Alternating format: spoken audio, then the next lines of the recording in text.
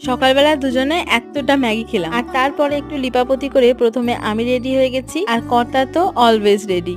2-3 দিন আগে থেকে সিমেন্ট দিয়ে এই জিনিসটা বানিয়েছিলাম, যেটা কর্তাকে আজ দেখালাম, মানে গিফট করলাম আর কি।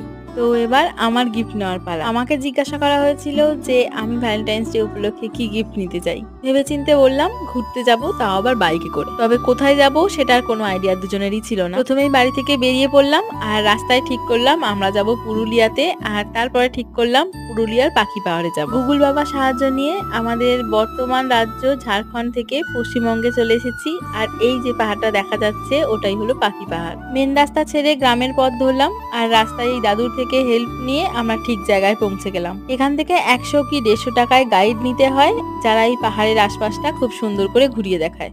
এখন আমাদের গাইডের সাথে পাহাড়ের জঙ্গলে চললাম, কি কি দেখলাম সেটা কাল তোমাদের সাথে শেয়ার করছি। আজ তাহলে আসি, টাটা।